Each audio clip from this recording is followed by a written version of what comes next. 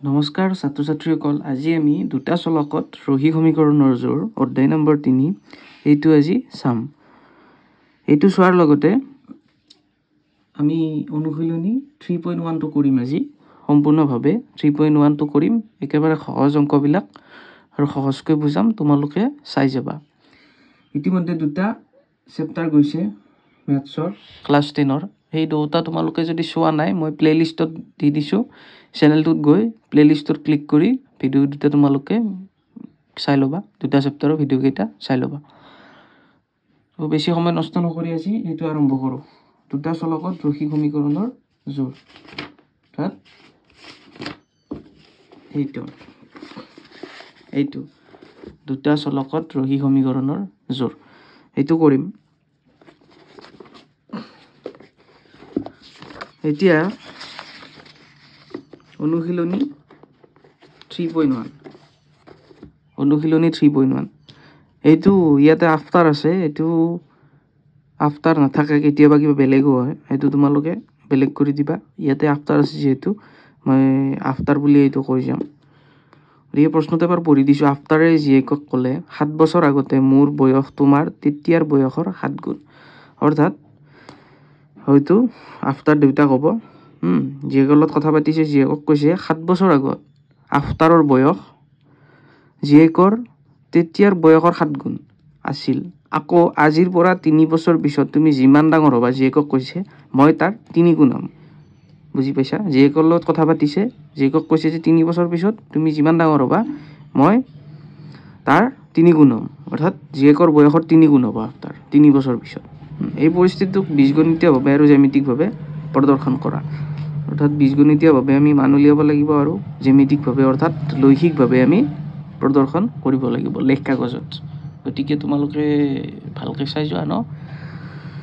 আৰু আমি আফটাৰ, আৰু মই আফটাৰ বুলি দিছোঁ, তোমালোকে কিবা বেলেগ নাম থাকিলে চেঞ্জ কৰি ল'বা, কাৰণ আজিকালি নামবিলাক চেঞ্জ হৈছে।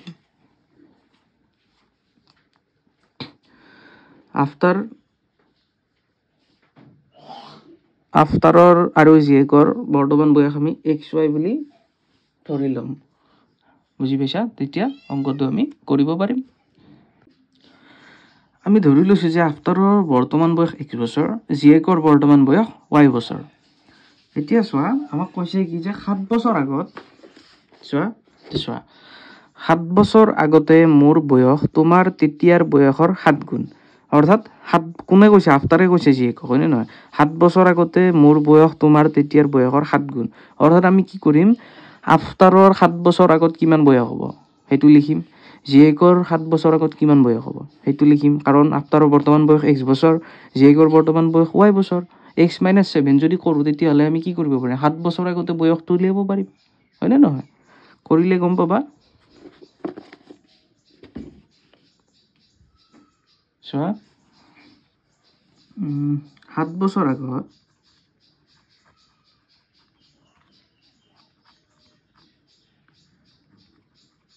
আফটাৰৰ বয়স সমান X - 7 বছৰ, আৰু 7 বছৰ আগত জীয়েকৰ বয়স সমান Y - 7 বছৰ, সেইটো লিখি ল'লোঁ। কাৰণ কিয়? তোমাৰ বৰ্তমান বয়স ধৰি লোৱা এতিয়া কিমান বছৰ হ'ব? তোমাৰ 16 বছৰ বয়স। 7 বছৰ আগত তোমাৰ বয়স কিমান হ'ব? 16ৰ পৰা 7 বিয়োগ কৰিব লাগিব। ঠিক তেনেদৰে আফটাৰৰ বৰ্তমান বয়স X, এতিয়া 7 বছৰ আগত হ'লে কি হ'ব? X - 7, 7টো 7 বছৰ আগত উলিয়াব লাগিলে, হয়নে নহয়? পাইছা বুজি? এতিয়া কি কৰিম? প্ৰশ্নমতে কৰিম। প্ৰশ্নটোৱে যি কৈছে আমাক সেইমতে পাতিম। চোৱা, প্ৰশ্নমতে কি কৈছে চোৱা, যে 7 বছৰ আগতে মোৰ বয়স তোমাৰ তেতিয়াৰ বয়সৰ 7 গুণ আছিল। বুজি পাইছা? অৰ্থাৎ কাৰ 7 গুণ? জীয়েকৰ বয়সৰ 7 গুণ। 7 বছৰ আগত জীয়েকৰ যিটো বয়স আছিল, আফটাৰৰ বয়স তেতিয়া কি আছিল? জীয়েকৰ বয়সৰ 7 গুণ আছিল। বুজি পাইছা? গতিকে আমি কি লিখিম চোৱা, যে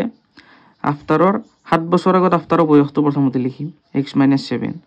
তাৰপিছত 7 গুণ আছিল। কাৰ 7 গুণ? জীয়েকৰ 7 গুণ। অৰ্থাৎ জীয়েকৰ 7 বছৰ আগৰ যিটো বয়স আছিল সেই বয়সৰ 7 গুণ কাৰ বয়সটো? আফটাৰৰ বয়সটো। পাইছা বুজি? বাছ, আৰু একো নাই। এতিয়া X - 7 = 7y minus 49 হল x টো ইয়াত ৰাখিলো 7y টো ইয়াত প্লাসত আছে ইফালে আনিলো এইটো প্লাসত আছে মাইনাসত আহিল ইয়াতে তোমাৰ কি হ'ব -49 থাকিব তো -49 7 টো ইয়াতে প্লাস মাইনাসে প্লাসে মাইনাস অর্থাৎ আমি কি কৰিব লাগিব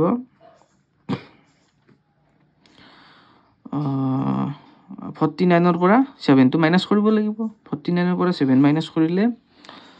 42 থাকিব -42 থাকিব হৈ গল পাইছা নে বুজি পাইছা এটো প্ৰথম সমীকৰণ দিয়া এটো 1 নম্বৰ সমীকৰণ এতিয়া আমি 2 নম্বৰ সমীকৰণটো উলিয়াব চাই আছো এটো প্ৰথম সমীকৰণ এতিয়া 2 টো উলিয়াম তাৰপিছত আকৌ আমি লিখিম এবাৰ কৈছে কি চোৱা 3 বছৰৰ পিছত তুমি যিমান ডাঙৰ হবা মই তাৰ 3 গুণ হম এতিয়া আমি 3 বছৰ পিছত কিমান বয়স হ'ব হেতু উলিয়াব লাগিব বৰ্তমান বয়সৰ লগত যদি আমি 3 টো যোগ কৰি দিও দুটাৰ ক্ষেত্ৰত দুটাৰ মানে কাৰ ক্ষেত্ৰত আফটাৰৰ জিএকৰ ক্ষেত্ৰত তেতিয়া আমি 3 বছৰ পিছত কিমান বয়স হ'ব পাই যাম হয়নে বুজি পাইছা গতিকে আমি লিখিম যে 3 বছৰ পিছত আফটাৰৰ বয়স কিমান জিএকৰ বয়স কিমান তাৰ পিছত প্ৰশ্নমতে বুলি দিম দি কি লিখিম আমি 3 বছৰ পিছত আফটাৰৰ বয়স কিমান হ'ব জিএকৰ বয়সৰ 3 গুণ হ'ব আফটাৰে কৈছে যে আকৌ আজিৰ পৰা 3 বছৰ পিছত তুমি যিমান ডাঙৰ হ'বা মই তাৰ 3 গুণ হ'ম অৰ্থাৎ কি হ'ব জিএকৰ বয়সৰ 3 গুণ হ'ব হয়নে নহয় গতিকে লিখো দিয়া ন ইয়াতে আকৌ বুলি দিয়া আকৌ 3 বছৰ পিছত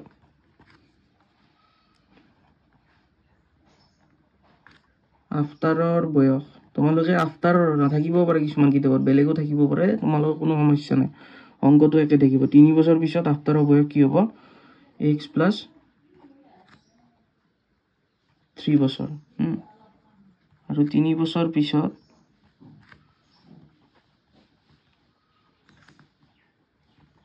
জিএকৰ বয়স সমান সৰি দেই y + 3 হ'ব y + 3 বছৰ যেহেতু বৰ্তমান বয়স y ধৰিছো এটা প্ৰশ্নমতে চোৱা প্ৰশ্নমতে আমি কি কৰিব পাৰো কি কৈছে যে জিএকৰ 3 বছৰ পিছত আফটাৰৰ বয়স কি হ'ব জিএকৰ বয়সৰ 3 গুণ হ'ব গতিকে আমি কি কৰিম আগতে আফটাৰৰ বয়সটো লিখো 3 বছৰ পিছত x + 3 ইকুৱেল কাৰ 3 গুণ হ'ব জিএকৰ বয়সৰ 3 গুণ হ'ব প্লাস x + 3 ৰাখা 3 টো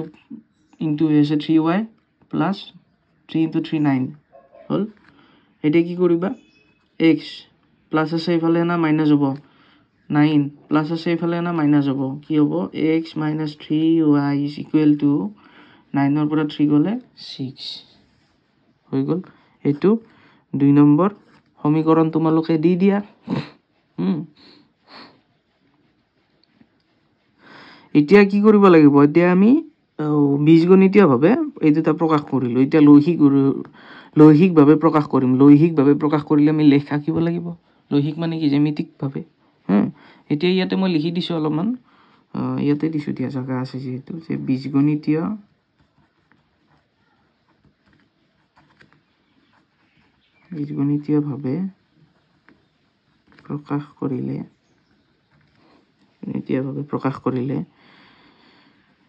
x - 7y = -42 আৰু x -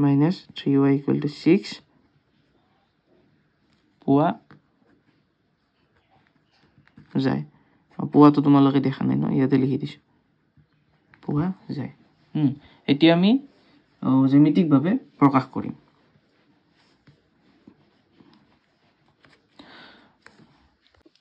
সোয়া জ্যামিতিকভাৱে প্ৰকাশ কৰিলে পাও এনেকে লিখি লবা তোমালোকে পৰীক্ষাত তাৰপিছত সমীকৰণ 1 যেটো সমীকৰণ 1 উলিয়াইছিলো মই নাম্বাৰিং কৰিছো অংকটো তোমালোকে চাই লবা একটো কি আছে x - 7y = -42 এতিয়া আমি x আৰু y কেইটামান ভ্যালু দিব লাগিব যাৰ ফলত আমি x ৰ মান কিবা এটা বহুৱালে y ৰ মান পাম y ৰ মান কিবা এটা বহুৱালে x ৰ মান পাম আৰু তোমালোকে মান কেইটা বহুৱাওতে একেবাৰে সৰু সৰু মিলাকে লবা এতিয়া চোৱা আমি যদি কি বুলি কয় ওয়াৰ মানটো যদি আমি 6 লওঁ চোৱা বা এক্সৰ মান যদি আমি 0 লওঁ ধৰি ললো x = 0 অৰ্থাৎ xৰ ঠাইত তোমালোকে কি কৰিবা 0 পাতি দিয়া ইয়াতে কৰি দিছো চাবা 0 - 7y = -42 এতিয়া ওয়াৰ মান কি উলিয়াবা y = 7 ৰে 42 হৰণ যাব 6 বাৰ যাব মাইনাস মাইনাস আছে উঠি যাব গতিকে y কিমান পালো 6 পালো হৈ গল এতিয়া কি কৰিম আৰু এটা ভ্যালু লাগি আমাক ন এতিয়া যদি আমি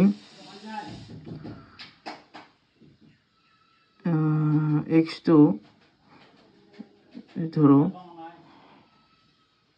7 ধরো x এর ভ্যালু তো 7 ধরো দিয়া ন x = 7 7 - 7y = -42 হল সরি -42 -7y থাকিল 7 তো ইফালে লৈ গলো -42 + 7 হল কিমান হ'ব -35 ইফালে কিমান থাকিল -7y y = কিমান হ'ব -35 হয়নে নহয় y = -7 5 মাইনাস মাইনাস উঠি যাব নহয় 5 হ'ব y = 5 পালো নে এই দুটা এতিয়া আমি নেক্সটটো চাম সমীকৰণ দূৰ পৰা পাম সো x - 3y = 6 এতিয়া ইয়াতে যদি আমি ইয়াতে কি লম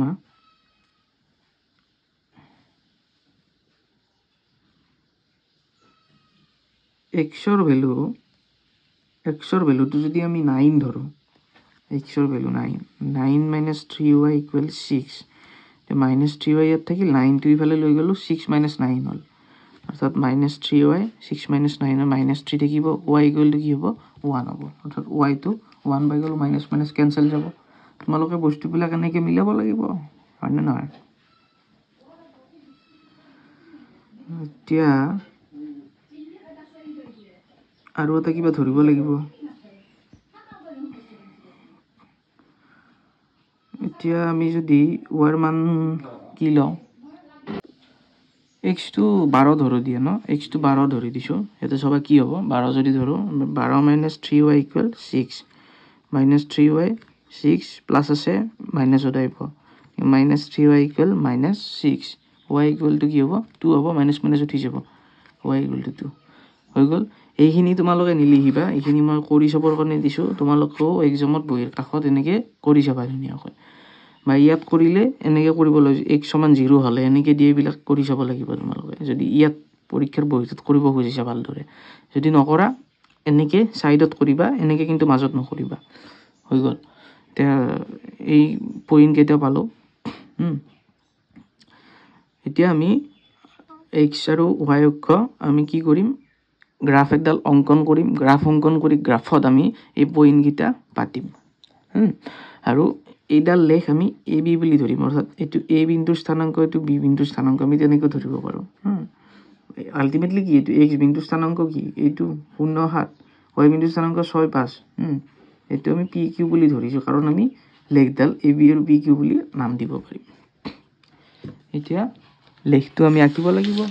লেখটো আঁকিব লাগিলে চাইলো মই ধুনীয়াকৈ লেখ কাগজ সজাই লৈছো তোমালোকৰ পৰীক্ষাটো তেনেকে লেখ কাগজ দিব তোমালোকে সজাই ল'ব লাগিব চোৱা এটা চোৱা এইটো ইয়ালৈকে 5 আৰু 5ৰ পৰা ইয়ালৈকে কিমান হ'ব 10 তোমালোকে জানা এইবিলাক গতিকে সৰু বৰ্গ কিমানটা আছে ইয়ালৈকে 5টা ইয়াৰ পৰা ইয়ালৈকে 5টা অৰ্থাৎ 10টা সৰু বৰ্গক আমি এক একক বুলি ধৰি লৈছো এইটো x অক্ষ ওপৰৰ ফালে y অক্ষ ইয়াত এককটো লিখিব লাগিব যে x অক্ষত 10টা সৰু বৰ্গ সমান 1 একক y অক্ষত 10টা সৰু বৰ্গ সমান 1 একক এইটো তোমালোকে যিমানেই গ্ৰাফ আঁকিবা সবতে লিখিবা এইটো বস্তু বুজি পাইছানে x অক্ষত 10টা সৰু বৰ্গ 1 একক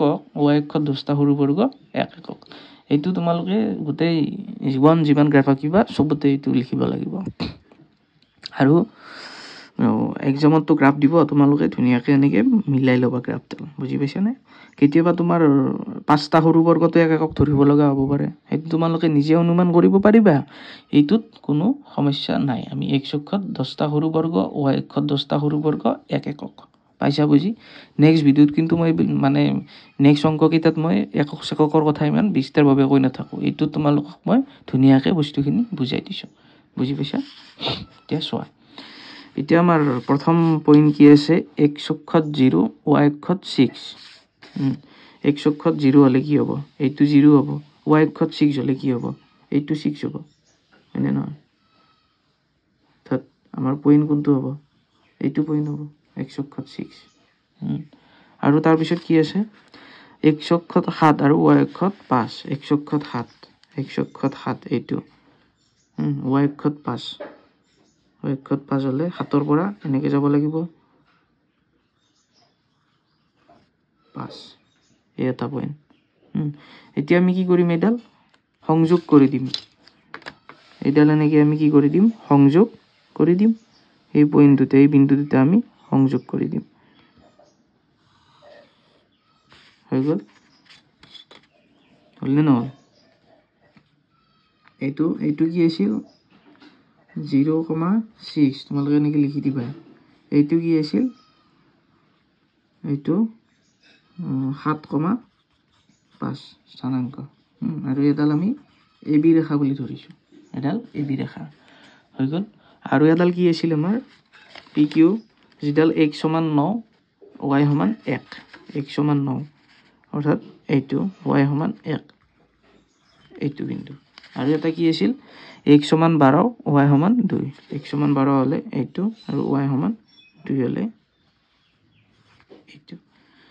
এইটো ইয়াতে দি দিছো 9,2 আৰু এইটো 9,1 সৰি 9,1 আৰু 12,2 হৈ গ'ল এতিয়া সংযোগ কৰি দিয়া এই দুডাল ধুনীয়াকৈ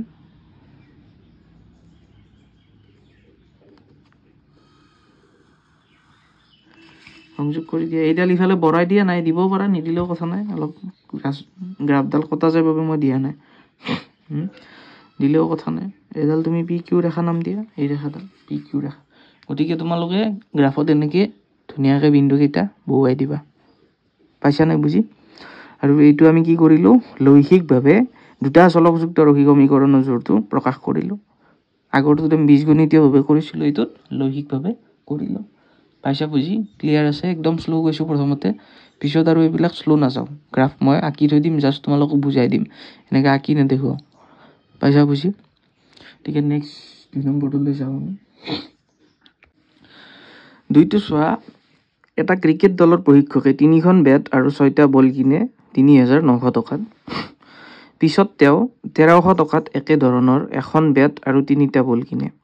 এই পৰিস্থিতিটোক বীজীয় আৰু লৈখিকভাৱে বৰ্ণনা কৰা অৰ্থাৎ আগৰ নিচিনাকে বীজীয়ভাৱে প্ৰকাশ কৰিব লাগিব তাৰ পিছত লৈখিকভাৱে অৰ্থাৎ লেখ কাগজত আমি উপস্থাপন কৰিব লাগিব যদি আমি বেটৰ সংখ্যা x বুলি ধৰো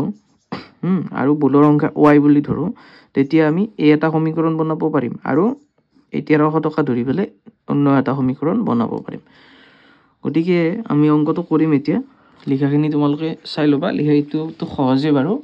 ভাবিব লগাও নাথাকে আকৌ সহজ কুৱেশ্যন চোৱা এটা লিখিম আমি যে ধৰা হ'ল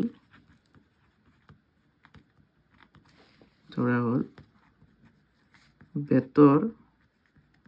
সংখ্যা সমান x খন বলৰ সংখ্যা সমান y খন yটা খন নহয় বাৰু তাৰপিছত প্ৰশ্ন মতে কি কৈছে আমাৰ প্ৰশ্ন মতে যে 3খন বেট আৰু 6টা বল কিনে 3,900 টকাত গতিকে কি হ'ব 3খন বেট হলে বেটৰ সংখ্যাক আমি x বুলি ধৰিছো 3খন তাৰ মানে কি 28x আৰু বলৰ সংখ্যা y বুলি ধৰিছো 3খন বেট আৰু 6টা বল 28x + 6y = 3900 এইবিলাক নালাগে লিখিব হা এতিয়া ইয়াৰ পৰা 3 টো কমন ল'ব পাৰো 3 টো কমন ল'লে কি থাকিব x + 2y = 3900 এতিয়া এই 3 টো এইটোক আমি হৰণ কৰিব পাৰো 3 ৰে x + 2y 3 ৰে 3 × 1 = 3 3 3 × 9 1300 থাকিব এইটো প্ৰথম সমীকৰণ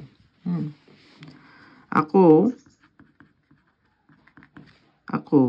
আৰু এবাৰ কৈছে কি পিছত তেওঁ 1,300 টকাত একে ধৰণৰ বেট আৰু সৰি একে ধৰণৰ এখন বেট আৰু তিনিটা বল কিনে অৰ্থাৎ এখন বেট কিনিছে আৰু তিনিটা বল কিনিছে গতিকে এখন বেট হ'লে কি হ'ব এক্সে হ'ব এক্স প্লাছ তিনিটা বল হ'লে কি হ'ব থাই যোৱা ইকুৱেল টু 1300 হয়নে এইটো তোমালোকৰ 2 নম্বৰ সমীকৰণ এতিয়া এই সমীকৰণ দুটাই আমি বীজীয়ভাৱে প্ৰকাশ কৰিলোঁ অংকটো চোৱা এইটো 1 নম্বৰ ইকুৱেশ্যন তাৰপিছত এইটো 2 নম্বৰ ইকুৱেশ্যন পালোঁ যিটো বলৰ সংখ্যা এটা আৰু বেটৰ সংখ্যা এখন আৰু বলৰ সংখ্যা তিনিটা অৰ্থাৎ x + 3y = 1300 তাৰপিছত এই 1 নম্বৰ আৰু 2টোৱে কি হ'ব পৰিস্থিতিটোক বীজীয়ভাৱে প্ৰকাশ কৰিব হয়নে নহয় গতিকে লিখি দিছোঁ চোৱা সমীকৰণ 1 আৰু 2এ পৰিস্থিতিটোক বীজীয়ভাৱে প্ৰকাশ কৰে তাৰপিছত আমাক কৈছে লৈহিকভাৱে তাৰপিছত কি লিখিছোঁ চোৱা যে এতিয়া লৈহিকভাৱে বৰ্ণনা কৰি পাওঁ অৰ্থাৎ লৈহিকভাৱে যদি আমি বৰ্ণনা কৰিব যাওঁ কেনেকৈ কৰিম এই যিটো 1 নম্বৰ ইকুৱেশ্যন এইটো প্ৰথমতে লিখিম তাৰপিছত এক্সটো ইয়াত ৰাখি 1300ৰ এইটো চাইডে +2y লৈ যাম কি হ'ব 2y টো মাইনাছত গুচি যাব তাৰপিছত x + 3y = 1300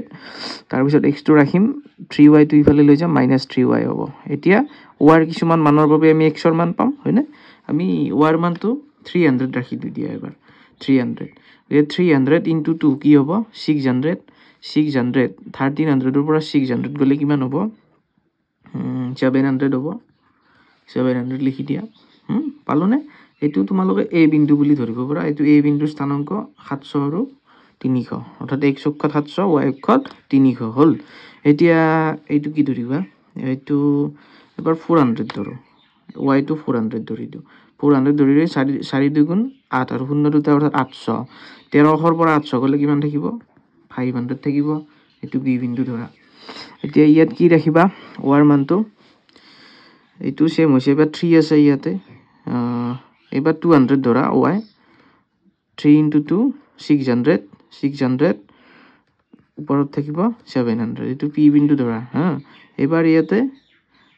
300 ধৰা y ৰ মানটো 900 1300 ৰ পৰা 900 গ'লে 400 থাকিব এইটো q এতিয়া আমি এইখিনি কি কৰিম লেখ কাগজত উপস্থাপন কৰিম এবাৰ তোমালোকে কি ধৰিবা x অক্ষত 10টা সৰু বৰ্গ সমান কিমান একক ধৰিবা 100 একক ধৰিব লাগিব যিহেতু এবাৰ শতকত আছে সংখ্যাবিলাক হয়নে 100 একক ধৰিবা আৰু y অক্ষত 10টা সৰু বৰ্গ সমান কিমান ধৰিবা 100 একক ধৰিবা এনেকৈ ধৰাৰ পিছত তোমালোকে লেখটো অংকন কৰিব পাৰিবা ধুনীয়াকৈ এইবিলাক বুজি পোৱা নহয় আগতে এইবিলাক শিকি আহিছে চোৱা মই শিকাই দিছিলোঁ x অক্ষত 10টা সৰু বৰ্গ সমান 100 একক y অক্ষত 10টা সৰু বৰ্গ সমান 100 একক আগতে কিমান ধৰিছিলোঁ আমি আগতে বেছিকৈ ধৰিছিলোঁ কি কমকৈ লৈছিলোঁ এককৈ লৈছিলোঁ এবাৰ 100কৈ ল'ব লাগিব তাৰপিছত ইয়াতে এইবিলাক আমি লিখি গৈছোঁ এইবিলাক চোৱা এতিয়া 100 200 300 400 500 600 700 800 900 1000 অৰ্থাৎ সৰুৰ পৰা ডাঙৰলৈ গৈছে অৰ্থাৎ ঊৰ্ধ্বক্ৰমত যাই আছে এইবিলাক তোমালোকে জানা নিয়ম এইটো আমাৰ x অক্ষটো 100 200 300 400 এনেকৈ গৈ আছে হয়নে এতিয়া আমি পইণ্ট কেইটা ফাইন কৰিব লাগিব অৰ্থাৎ বিচাৰিব লাগিব স্থানাংক বিচাৰিব লাগিলে আমি কি কৰিম চোৱা এইটো ইয়াত কি আছে যে x অক্ষত আছে 700 আৰু y অক্ষত আছে 300 গতিকে x অক্ষত 700 হ'লে এইটো y অক্ষত 300 অৰ্থাৎ এইটো এটা পইণ্ট পালোঁ আৰু কি আছে চোৱা x অক্ষত আছে 500 y অক্ষত 400 x অক্ষত 500 y অক্ষত 400 হ'লে এইটো গতিকে এইডাল কি কৰিবা সংযোগ কৰি দিয়া এইডাল ষ্ট্ৰেট লাইন যাব এডাল ষ্ট্ৰেট লাইন যাব এইটো কি লিখিবা এইটোত লিখিবা তোমালোকে 700 to 300 ইয়াতে লিখি দিবা যে 700, 300 আৰু এইটোত কি লিখিবা 500, কিমান লৈ গৈছে 400 বাস হৈ গ'ল এতিয়া নাম দিব পাৰা এইটো a দিয়া এই বিন্দুটো এইটো b দিয়া হৈ গ'ল আৰু এই লেখডাল কিমানৰ লেখ তোমালোকৰ যে x = 1300 - 2y ইয়াতে লেখডাল লিখি দিয়া x = 1300 - 2y এই লেখ এডাল নিলিখিলেও কথা নাই লিখিলে অলপ ভাল লিখি আগৰটোত মই লিখা নাছিলোঁ তাৰপিছত মোৰ মনত পৰিছে কথাটো নিলিখিলেও কথা নাই এইডাল এইটো এ এইটো বি বিন্দু নেক্সট আৰু কি আছে চোৱা নেক্সট আছে তোমাৰ পি বিন্দু আছে এক্সত 700 ৱাট 200 এক্সত 700 ৱাট 200 এইটো আমাৰ পি বিন্দু ইয়াতে লিখি থৈ দিওঁ বাৰু দি আছোঁ দেৰিকে তাৰপিছত কিউ বিন্দু আছে এক্সত 400 আৰু হেৰিত কিমান আছে তোমাৰ 300 ৱাট 300 এক্সত 400 ৱাট 300 অৰ্থাৎ এইটো বিন্দু সংযোগ কৰি দিয়া কি যাব ষ্ট্ৰেট লাইন যাব অৰ্থাৎ কি সৰল ৰেখা হয়নে এই সৰল ৰেখা যাব লাগিব গ্ৰাফত হৈ গ'ল এইটো তোমালোকে পি বিন্দু দিয়া এইটো কিউ বিন্দু দিয়া ইয়াতে লিখি দিয়া সৰি দেই পি বিন্দু তোমালোকৰ কোনটো হ'ব এইটো হ'ব এইটো পি বিন্দু হ'ব এইটো পি হ'ব এইটো কিউ হ'ব এইটো পি বিন্দু কিমান 700, 200 এইটো কিউ বিন্দু কিমান হ'ব 400, 300 বাস হৈ গ'ল ইয়াতে লেখডাল লিখি দিব পৰা তোমালোকে ইচ্ছা কৰিলে কি হ'ব x equal 1300 minus 3y এইডাল লিখ এইটো পি কিউ হৈ গ'ল লাষ্টত তোমালোকে লিখি দিবা লেখ কাগজতো লিখি দিব পৰা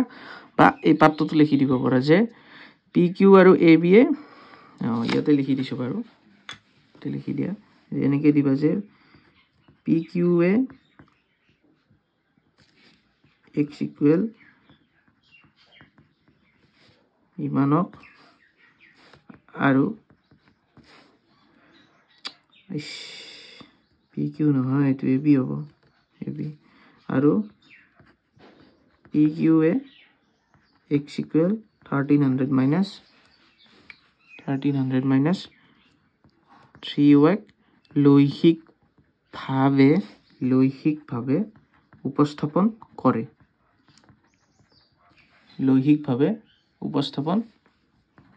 কৰে পাইছা বুজি এনেকৈ লিখি দিবা এইটো কথা তোমালোকে এই গ্ৰাফডালৰ তলতো লিখি দিব পৰা কোনো সমস্যা নাই বুজি পাইছা নেক্সট তিনিটো কৰোঁ তিনিটো আৰু মই গ্ৰাফ নকৰোঁ দিয়া তোমালোকক ভেলুখিনি উলিয়াই দিম তোমালোকে গ্ৰাফটো আঁকিবা গ্ৰাফটোতো সহজে ন দিয়া তিনিটো কৰোঁ তিনিটো চোৱা যে 2 কেজি আপেল আৰু 1 কেজি আঙুৰৰ দাম এদিন আছিল 160 টকা ধৰা তুমি এদিন বজাৰলৈ গৈছা বজাৰত গৈ তুমি 2 কেজি আপেল আৰু 1 কেজি আঙুৰ লৈছা সিদিনা তুমি টোটেল দাম পইচা দিছা দোকানীক কিমান 160 টকা এমাহ পিছত তুমি সেইখন দোকানলৈ পুনৰ গৈছা ফল কিনিবলৈ তাত তুমি গৈ কি কৰিছা 4 কেজি আপেল আৰু 2 কেজি আঙুৰ কিনিছা আৰু দুয়োটাৰ মুঠ দামটো তুমি দোকানীক দিছা 300 টকা এতিয়া এই পৰিস্থিতিটোক বিজীয়ভাৱে আৰু জ্যামিতিকভাৱে বৰ্ণনা কৰিব কৈছে আগৰ নিচিনা একেই পৰিঘটনা আমি কৰিব লাগিব মই কৰি থৈছোঁ অংকটো এইবিলাক কৰি থাকিলে দীঘল হৈ যায় ভিডিঅ'ত মই সেইকাৰণে কৰি থৈছোঁ তোমালোকক বুজাই দিম যদি আমি আপেলৰ দাম x টকা আৰু আঙুৰৰ দাম y টকা বুলি ধৰোঁ তেতিয়া আমি মিলাব পাৰিম চোৱা এতিয়া কেনেকৈ কৰিছোঁ চোৱা যে ধৰা হ'ল আপেলৰ দাম সমান x টকা আঙুৰৰ দাম সমান y টকা হ'লনে প্ৰশ্নমতে কি কৰিবা 2 কেজি আপেল আৰু 1 কেজি আঙুৰৰ দাম 160 টকা ইয়াৰ পৰা 2x equal 160 minus y টো ইফালে লৈ গৈছোঁ এতিয়া 1 নম্বৰ ইকুৱেশ্যন এতিয়া চোৱা আকৌ 4x plus 2y equal to 300 অৰ্থাৎ কিয় লিখিলোঁ যে 4 কেজি আপেল আৰু 2 কেজি আঙুৰৰ দাম 300 টকা দুইটো কমন লোৱা 2x plus y equal 300 দুইটো ইফালে নিলে হৰণ হৈ যাব গতিকে 300ক 2 ৰে হৰণ কৰি 150 পাম অৰ্থাৎ 2x plus y equal to 150 2x y টো ইফালে লৈ যোৱা 150 minus y equal এইটো ইণ্ডিকেট কৰা 2 নম্বৰ ইকুৱেশ্যন বুলি ঠিক আছে তাৰপিছত তোমালোকে কি লিখিবা যে সমীকৰণ 1 আৰু 4 এ পৰিস্থিতিটোক বিজীয়ভাৱে উপস্থাপন কৰিছে হয় না সেম একে কথা এইবিলাক তাৰপিছত কি কৰিবা এতিয়া পৰিস্থিতিটোক লৈহিকভাৱে উপস্থাপন কৰি পাওঁ অৰ্থাৎ 1 নম্বৰ সমীকৰণ implies 2x equal to 160 minus y এতিয়া যদি y ৰ মান যদি আমি 40 ৰাখো 160 ৰ পৰা 40 গলে কিমান থাকিব 120 থাকিব এতিয়া x ৰ ভ্যালুটো উলিয়াব লাগিলে 2 ৰে 120 ক হৰণ কৰিব লাগিব হৰণ কৰিলে কিমান পাম 60 পাম এতিয়া y ৰ ভ্যালু যদি আমি 50 ৰাখো ইয়াত কি থাকিব 1110 থাকিব 1110 ক 2 ৰে যদি হৰণ কৰো কিমান পাম 55 পাম অৰ্থাৎ x ৰ ভ্যালুটো 55 ওলাল এতিয়া 2 নম্বৰ ইকুৱেশ্যনটো চোৱা 2x equal to 150 minus y যদি y ৰ ভ্যালু আমি 30 ৰাখো ইয়াত কি থাকিব 120 থাকিব 2 ৰে 120 হৰণ কৰিলে 60 পাৰ যাব অৰ্থাৎ x equal to 60 ইয়াত আকৌ y মানে 50 ধৰিছোঁ, y মান যেতিয়া 50 ধৰি 150 পৰা 50 মাইনাছ গ'লে কিমান থাকিব 100 থাকিব। এক্সৰ ভেলু উলিয়ালে কি হ'ব 50 হ'ব, যিহেতু 100ক 2ৰে হৰণ কৰিলে 50 বাৰ যায়। গতিকে এই দুটা আমি ভেলু পালোঁ, স্থানাংক পালোঁ। এতিয়া লেখ কাগজত আমি উপস্থাপন কৰিম। লেখ কাগজত উপস্থাপন কৰোঁ তোমালোকে কেনেকৈ ধৰিবা যে এক্স অক্ষত 10টা সৰু নিলিখিবা, এইটো মই তোমালোকক বুজাব। 10টা সৰু বৰ্গ সমান 10 একক, আৰু y অক্ষত 10টা সৰু বৰ্গ সমান 10 একক। চেম ধৰিবা। মইতো লেখটো কৰি নিদিওঁ, লেখটো তোমালোকে নিজে আঁকিবা, মই জাষ্ট তোমালোকক দেখাই দিম অলপ বস্তু এটা। তাৰমানে কি ধৰিবা তোমালোকে চোৱা, আমি যদি এইটো ধৰিলোঁ y ধৰিলোঁ, এইটো x ধৰিলোঁ, ইয়াত এইটো ইয়ালৈকে তুমি ইয়াৰ পৰা ইয়ালৈকে 10, ইয়াৰ পৰা ইয়ালৈকে 20, ইয়াৰ পৰা 30 তেনেকৈ ধৰিবা। 10 20 এনেকৈ ওপৰলৈ উঠি যাবা তোমালোকে। 40 50 60 এনেকৈ ধৰিবা, অৰ্থাৎ 10টা সৰু বৰ্গ সমান 10 একক। আৰু যিটো তোমালোকৰ মান আছে এইটো 55, এক্সৰ মানটো 55 ধৰিলে তোমালোকে কি কৰিবা, এই 50 আৰু এইটো মাজতটো এইটো 55, ক্লিয়াৰ? এইটো 55, এইটো 60। তাৰপিছত য'ত হয় তোমালোকে এনেকৈ লেখা কিবা y অক্ষত কিবা এটা বিন্দু পাবা, তাতে এইডাল লগাই দিলে হৈ গ'ল। ইয়াত এনেকৈ কাটি দিলেও কথা নাই, ইয়ালৈকে ওলাই গ'লেও কোনো সমস্যা নাই। লেখডাল পাইছা বুজি? এনেকৈ ধুনীয়াকৈ তোমালোকে লেখডাল অংকন কৰিবা। স্ক্ৰীনশ্বট লৈ লোৱা যদি পাহৰি যোৱা, বুজি পাইছা? গতিকে এইডাল লেখা গিলে তোমালোকৰ এইটো 3.1টো কমপ্লিট হৈ যাব। নেক্সট 3.2টো আমি চাব লাগিব। যদি ভিডিঅ'টো তোমালোকৰ চাই পেলাই ভাল লাগিছে, চেনেলটো ছাবস্ক্ৰাইব কৰিবা, লাইক কৰিবা আৰু ফ্ৰেণ্ডৰ মাজত শ্বেয়াৰ কৰিবা। আৰু যদি বেয়া পাইছা ডিছলাইক কৰিবা। Bye bye.